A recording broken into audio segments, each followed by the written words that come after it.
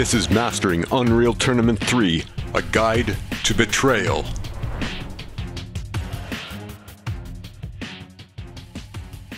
Betrayal is one of two new game types introduced in version 2.0 of Unreal Tournament 3. It's a cutthroat game of insta-jib deathmatch with a twist. So people new to Unreal Tournament can appreciate this twist fully. Let's talk about what insta-jib is for a second. In most game types, you have a standard arsenal of weapons capable of dealing out varying amounts of damage. They kill you in a variety of ways, but by far the most popular and satisfying is exploding your opponent into dozens of tasty little giblets. The insta-jib rifle is a modified shock rifle that's one shot, one kill. It's a mutator with somewhat of a cult following, particularly in the competitive Unreal community because it emphasizes aim above all. Betrayal takes this to the next level by introducing some new concepts that make it worthy of being a full-on game type. First of all, it's not strictly free-for-all or team-based, but a hybrid of the two, which is where the name comes in.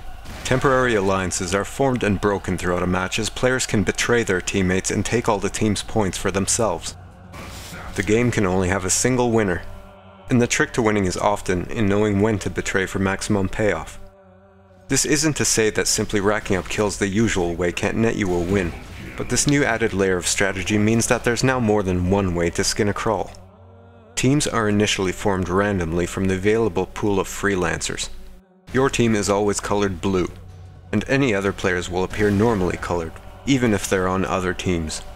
This is because in Betrayal, there's only one team that really matters, and that's your own. When a team member kills any non-team member, 1 point is added into the team's Betrayal pot, which is visible in top center of the heads-up display. Each player is also designated a priority point value based on how well or poorly they're doing compared to you.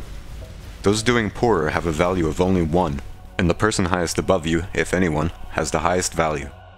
Only you collect on this value because it's only relevant to your position compared to them, so aim for high-value players to overtake them. Assassinating a teammate gives you both these points plus whatever is in the team's pot. If you get on a team with a high-value player and can get them to betray you while the pot is low, you can potentially cash in big on the retribution. You can only assassinate a teammate using the secondary fire mode. Secondary fire is also new to insta-jib, and it serves a couple of purposes here. 1, it prevents you from shooting anybody by accident, and 2, it makes it much easier to see when somebody's being a low-down dirty double-crosser, because it fires a blue beam instead of a red one. A player who betrays their teammates becomes a rogue for 30 seconds, during which the team has a limited opportunity for a retribution kill to get atonement in the form of extra points. The rogue should be constantly hunted during this window. You can spot a rogue by their value indicator, which is now red. Besides this, they're normally colored. From the rogue's perspective, former teammates will have a green indicator and should be avoided until the 30 seconds is up to deny them their retribution points. After the retribution window is closed, the rogue becomes freelance and automatically joins a new team whenever one becomes available. To keep things from becoming unbalanced, freelancers will not be put onto any team where the existing pot is too high. The scoreboard, which as usual can be toggled via F1, shows how many figurative daggers a player has buried in their teammates' backs.